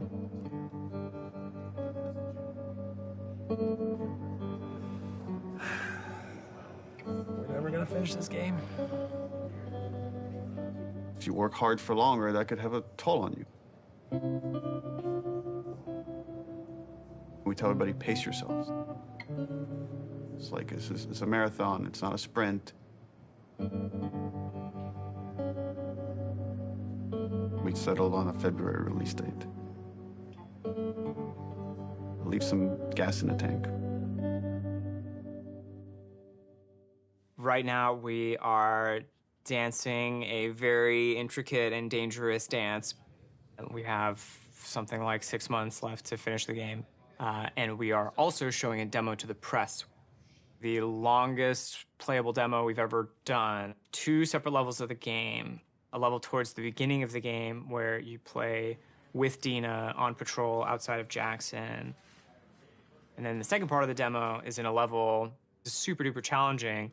Ellie by herself, murder mode. So what we're doing for the press in 9 weeks is really those 2 levels of the game. It's unlikely that we're going to need to touch them again until the game ships. That was really the only kind of demo that we could do at this point that would still help further our production goals as well as give us this like marketing boost that we need. The more we talked about it, the more we convinced ourselves, okay, this would actually be a good time to just put out a trailer. Building these 2 major demos and a trailer next to the rest of the fucking game. And it felt impossible early on. I mean, it's the thing that's always hard for us to polish. You review these things and we're looking at all these tiny details. It's like, even that shot of Jackson is like, where should the trees be? How much fog should it be? How much sun should it be? How should the sun hit the clouds? How we get all these civilians, the kids, do they have the proper gear? Are they wearing the right clothes? Is the tractor leaving tracks on the ground? That kind of crazy detail can only come through all these departments coming together and rising this occasion to achieve that kind of level of quality.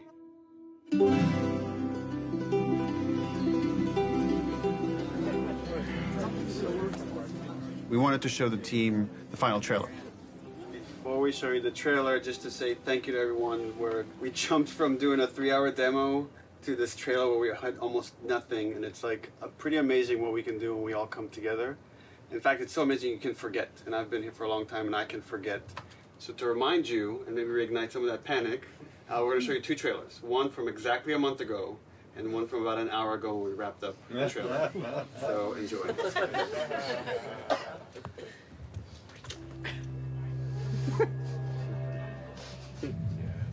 Look who decided to join us.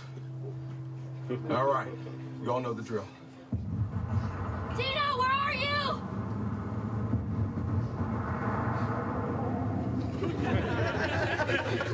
You think I'd let you do this on your own?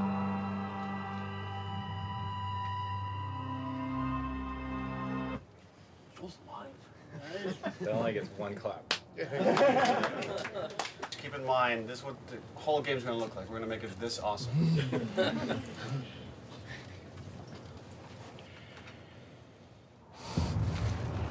You can't stop this. This was a good reminder. Look, when we come together, when we rise to the occasion, when we do this thing that people outside the studio talk about, like this Naughty Dog magic, this is what it looks like. So when you look at parts of the game that aren't there yet, know that we could get there in a pretty short period of time when we're so focused.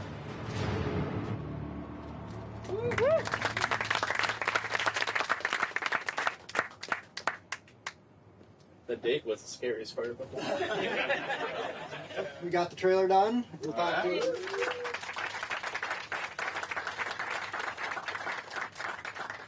Just wanted to take this moment to run through the events of Outbreak Week, which is when the trailer is going to debut. We are going to be having the big press event in Koreatown at this giant warehouse. We're actually having 80 journalists from all over the world come. We made sure very comfortable chairs for 3 hours.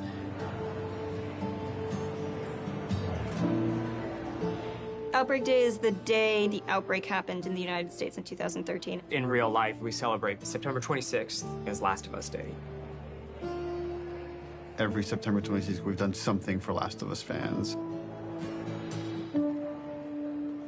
When people play these two sections, which are very different, I hope and I feel that both of them are equally impressive.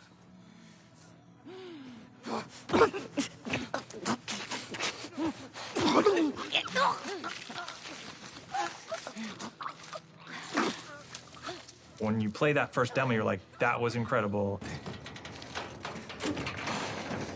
Oh my God. This could have been the whole demo. This could have been the whole thing. It says enough about what the game is. And then you play the other half, and it's like way more mechanics heavy, way more combat heavy. Keep going, boy.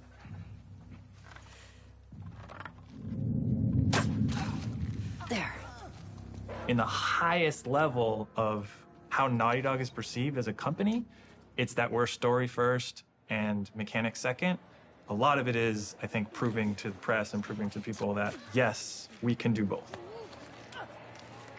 I want people to walk away and say, this is the best controlling, this is the best feeling third-person shooter. It's on the level of the best action stealth games you've ever played.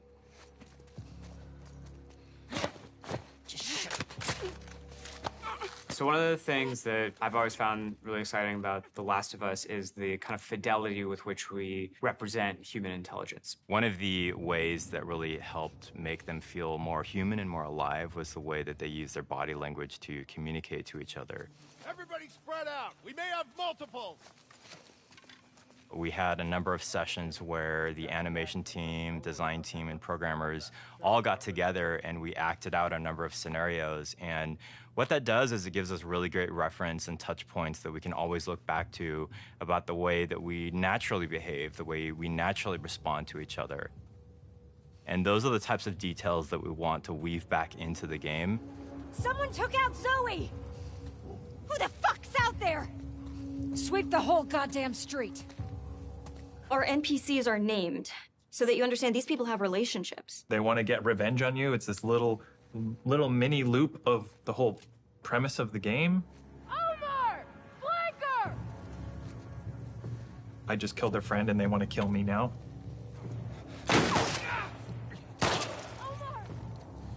There's a cost. You killed that person. His friend now feels a loss. You know, his dog is now alone.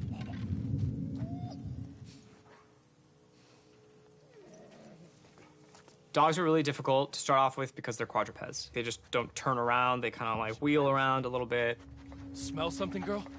The main concern we had is how is it that we can actually get a dog to perform a dance card on the motion capture set?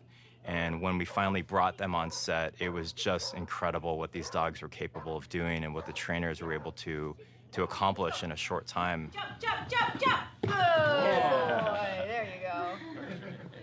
They move extremely quickly, so they're super hard to shoot. Right in here! Fuck! Get her! They are very low to the ground. You have like these attacks that are designed to go up here, and now you have to kind of do them down there. Killing a dog has gotten people more like upset than anything else in the game, than hanging people, than eviscerating people. We're gonna break new ground in dog murder.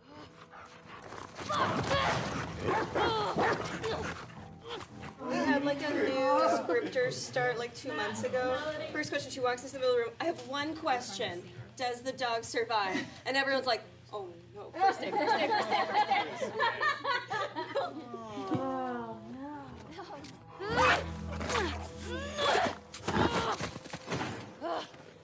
So we killed it, and then you have to love it knowing that it's already dead. So there's gonna probably be people that are upset about that. Hey, Al, you want to go to the trucks? Let's go to the trucks. With the notable exception of Alice, we took great pains to ensure that every combat encounter that you fight against a dog, you do not have to kill any of them. It's more palatable to kill people because they're all there because they choose to be there, but all of these dogs were trained to do this exact thing, and so you're killing an innocent creature. Fuck's that? Fuck! Got you. That feeling of discomfort, it's exactly what we're trying to explore with The Last of Us.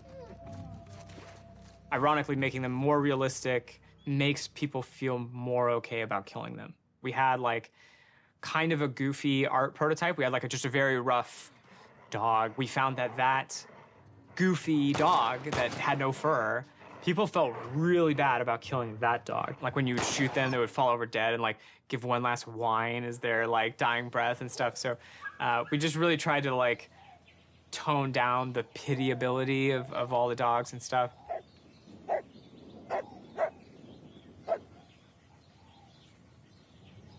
The best sound in most games are the stuff you don't notice. The Foley in the game is extremely detailed.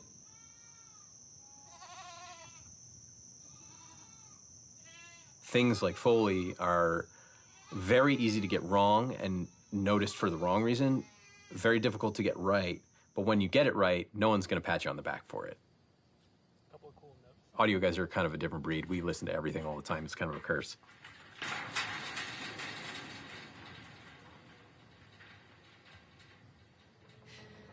Our ability to use pre-recorded assets from a library that's like commercially available has been diminished almost entirely because we have very specific needs. Do one more of those?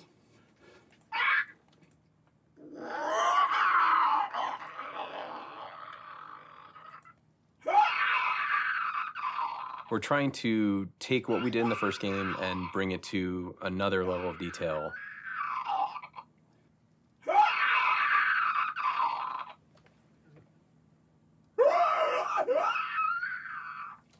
Yeah, play with that a little bit. Like mixing that tonality in is cool. Yeah.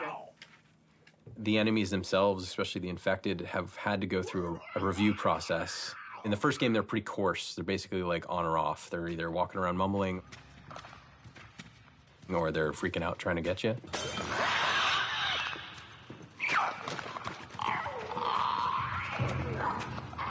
And so now we've developed sort of this like murmuration breath system that allows them to have a much more natural flow between being agitated and not.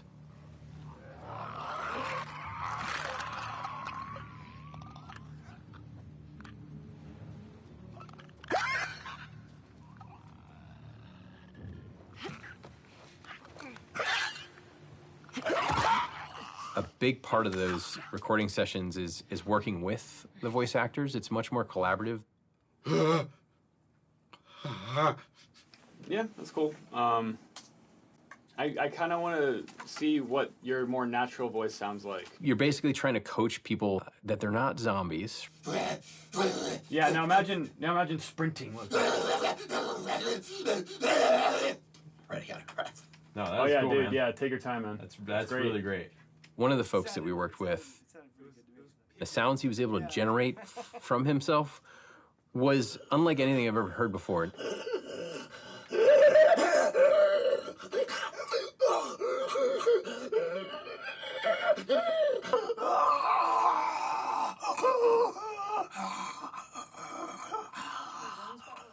Gnarly sounding roars and breaths and wheezes and really interesting stuff that I've never heard come out of a person ever.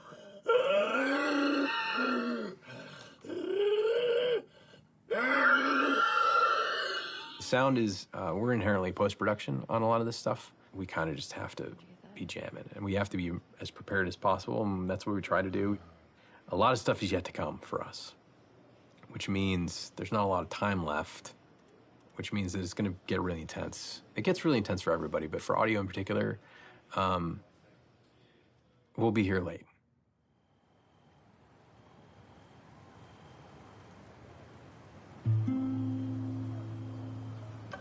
I think that, I don't know if it's the whole studio, but I know I'm definitely feeling very tired right now. I'm feeling a little burned out. I'm realizing that I can't crunch like I used to. I can't put everything I have into these games as much as I was able to when I first got here. It's pretty unanimous that this game is really big. It's bigger than we'd like it to be. The Last of Us Part 1 is small compared to this game. My argument, make the game small again. I don't even call them small. There were times when I was writing like 40 pages of in-game dialogue a night. Neil kept saying, stop, you have to like give it to somebody else. We will hire somebody, we will make this work. And I was like, I think it'll just be, I was just bullishly like, I can handle it, I'm tough. I would like somebody to teach me how to have work-life balance. There are some times where I wish I had somebody in production or a big brother that could be like, no, go home. This is great. This is already great. You don't need to do the next thing. I feel like at any given point, you'll go into the kitchen and you'll find people, what I would say, salonning about the game, like going deep philosophy into what's working, what isn't. People criticizing this or that. This doesn't look good. I don't like this scene. This doesn't work for me. I hate this. You know, like they're going to lunch and like expressing doubt to each other and like, is this gonna come together? Is this the one that like screws Naughty Dog up?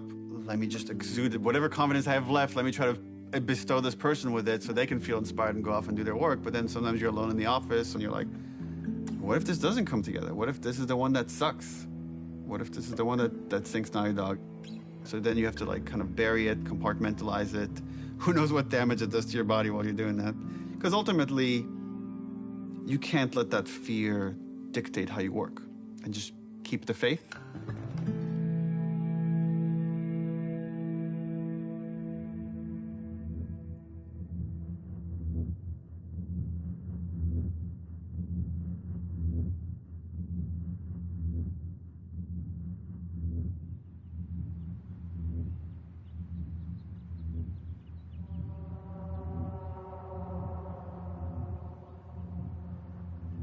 The game was just about done, was content complete. We were fixing bugs when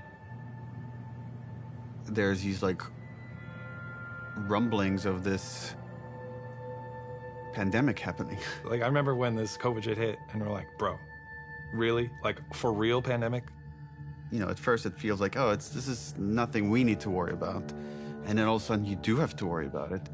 And like, are people gonna wanna play a game that takes place in a pandemic when there's a real pandemic? We had never worked from home, ever. Naughty Dog was actually strictly against working from home. We did not have the infrastructure set up at this studio to work from home. And it's because we were so intense about security and leaks that all of our data, including our emails and our chats and IMs, it all had to be on a server inside the building.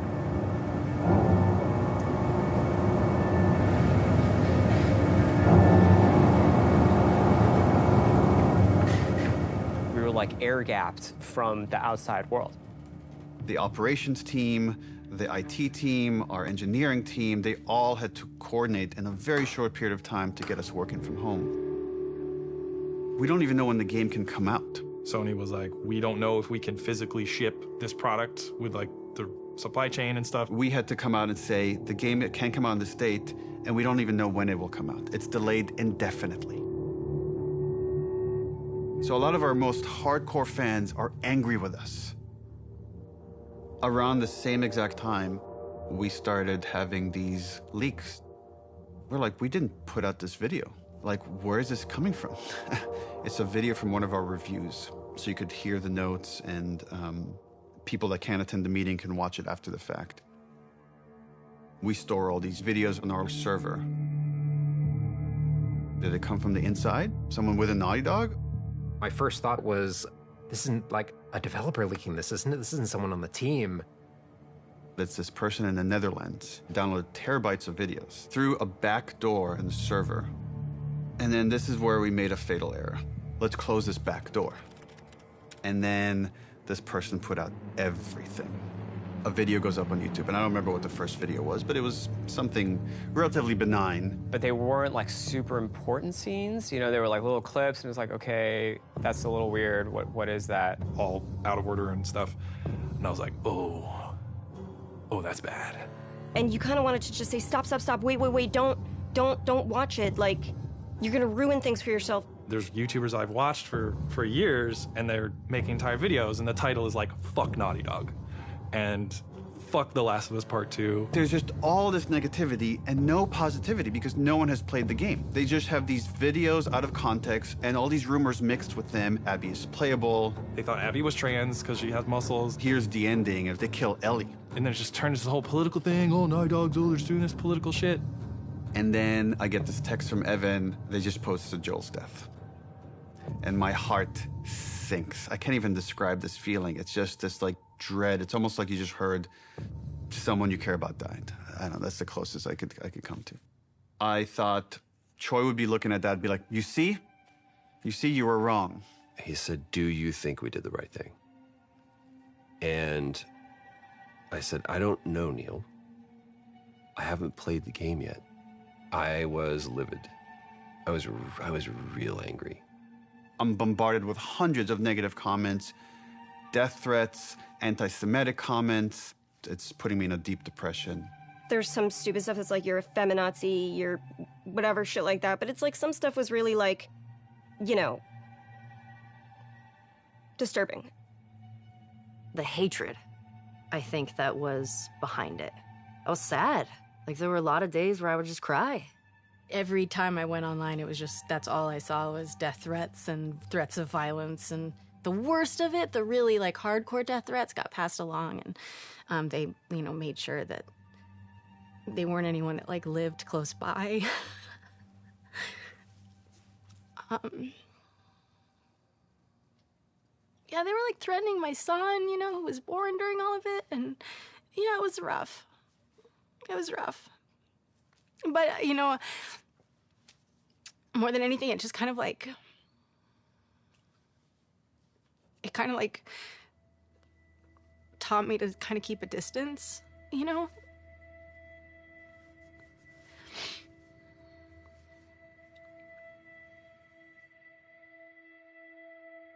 This thing that I spent 4.5 years on, it's kind of getting violated. And then for 2 months before release, there's like nothing you can do. You can't release the game sooner because it's not done yet.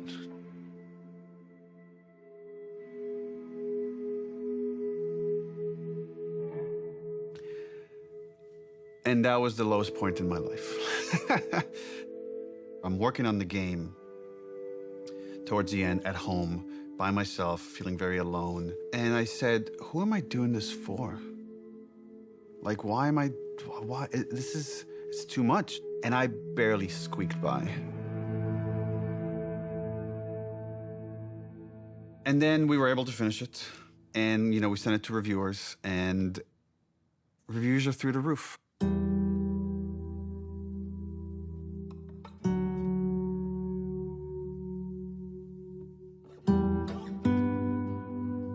And I called Troy, and I said, like, dude, I'm sorry. I feel like I failed you. And he's like, what are you talking about? And I'm like, yeah, I just know how some people talk. He's like, oh, dude, I don't care. I played the game, and I love it.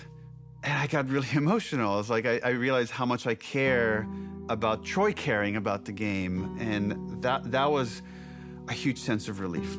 There's not a single aspect of the game, part 2, that I would change. And anytime someone comes up to me and says, you know, I didn't really like what they did to Joel, I was like, great, awesome. Tell me a better version of the story. And to this day, they still can't. It was a traumatic experience for myself and many people on the team, and the kind of hate we got because of those leaks will stay with me forever. And I can't even describe how angry I was of what the damage this person did to us. I want them punished in every sort of way. I wanted this to be this villain. And this person is like, you know, in their 20s or whatever. They live with their parents. And it's a fan. And then when we delayed the game indefinitely, this is what they said, is like, I wanted to force Naughty Dog's hand. I wanted to force them to release the game. So I thought if I just put out all the videos, eventually they'll put out the game, which again was never an option for us. And I remember sitting there, sitting in my anger, and then slowing down and just saying, okay, if anybody should take the lesson from Last of Us Part 2, it should probably be us. Just let it go.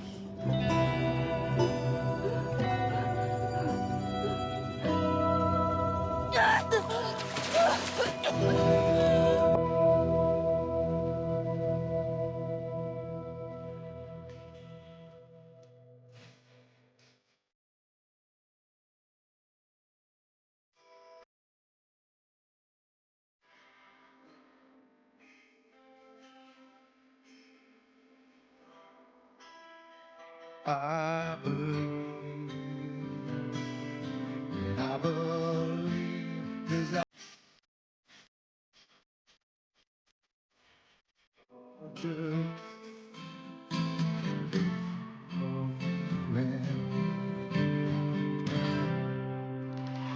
We got Eddie Vedder to play Future Days for the Game Awards. I'm a huge Pearl Jam fan. Really?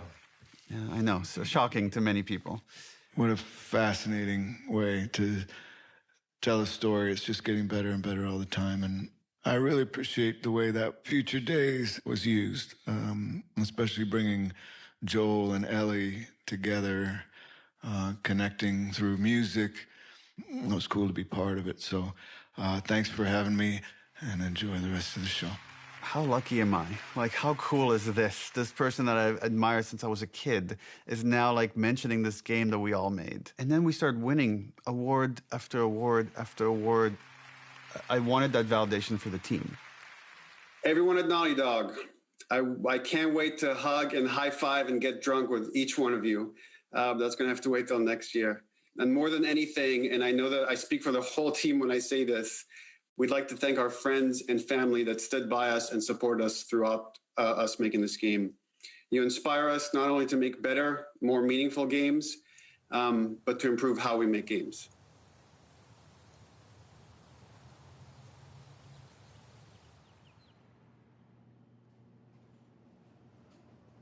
The pandemic kind of brought up that question of like health and mental health. Are we developers that are going to stay at the studio and have full careers? How do we make this sustainable? I chuckle in retrospect, just how absurd the failure of trying to alleviate crunch was. If you have great processes and you're super organized, that doesn't fix crunch. What that does is it allows you to make a bigger game.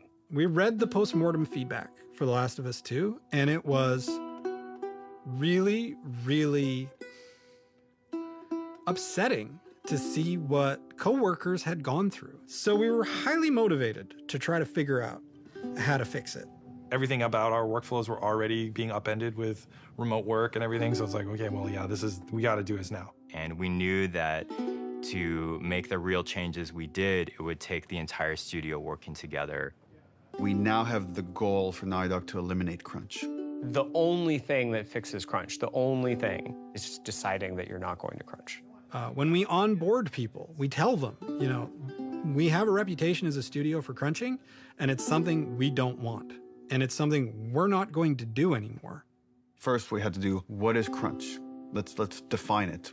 Because when you just look at hours, that turned out to be too simplistic. It's a multitude of factors. It's not just like one thing. It's not just, oh, because of this is what's causing crunch. It's literally like so many of these little things. How do we make sure no one at Naughty Dog burns out? You know, every couple of months, we send out a 90-second questionnaire that goes, are you worried about your workload? Are you worried about having to work overtime? If you feel like I'm overburdened with work, you have to tell somebody.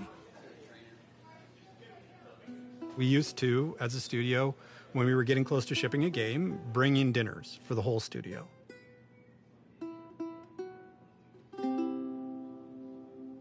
We don't do crunch dinners anymore. Being able to work from home is hugely helpful for me, for my mental health. Of like, you know, my daughter's there, my wife is there. Hybrid is really the sweet spot because I think the benefits have just been enormous. In the past, our leads, our managers, were the people that were best at their craft, but not necessarily the best managers. So we created the role of principal. We really gave people the choice, like, do you want to make stuff or do you want to lead and manage? And Arnaldo is now a lead designer here. Now I'm responsible for a team And I really enjoy that, and being able to share that knowledge and kind of work with someone, even if they're more experienced than me, and it's been great so far. We have a very large and robust production department now that we didn't have. Holding us accountable when we make a decision, when it's just everyone going, yes, more, yes, better, yes, polish, polish, polish, tallying that up and going, okay, well, this is the result. Now you're not in your ship date anymore. It feels so much like a different studio. I hope that we can keep changing for the better and make sure that we're making the games that we want to make, that we're really passionate about, that we don't stop doing that. We want self-driven, healthy designers. Yes, we want to have it all. We want to have it both. And can we do that? That'll be the question, I guess.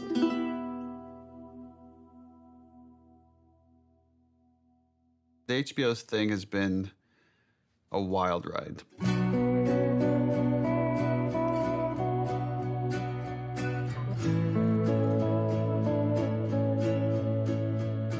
I just wanted it to be, like, good. Like, dude, if it just comes out and it's a good show,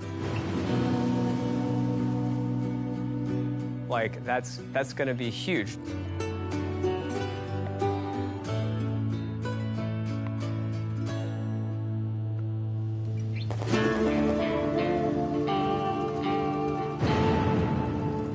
I'm sure it will be very different when I actually see Abby being portrayed.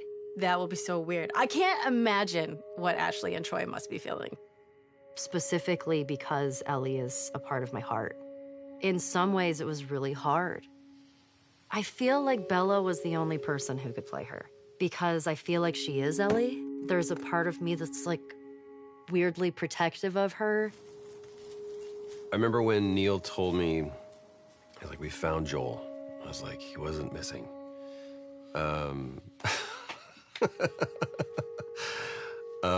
He goes, Pedro Pascal. And I went, oh, we're bulletproof. It felt like Craig and Neil together saw that this was a story about humanity, and they made it a story about humanity. We got Frank. Who knew that was waiting? Craig's screaming from the sidelines going, I did. When Neil and Craig asked me to play Ellie's mother, Anna, it made me so happy. And I'm crying, so it doesn't seem like it, but it was symbolic in so many ways to me. Being able to sort of bring Ellie into the world, be the first one to fight for her.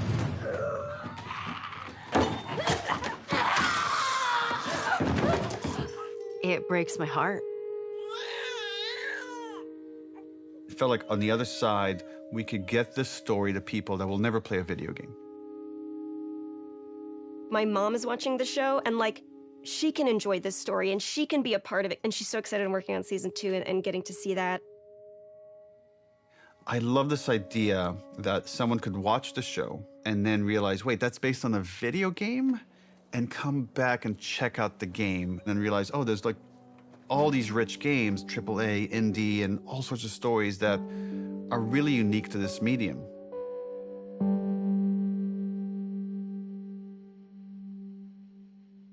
I did some other interview where someone asked me about The Last of Us and would there be any more stories or something. And I mentioned, like, you know, we have written a story that takes place after Last of Us 2 that stars Tommy.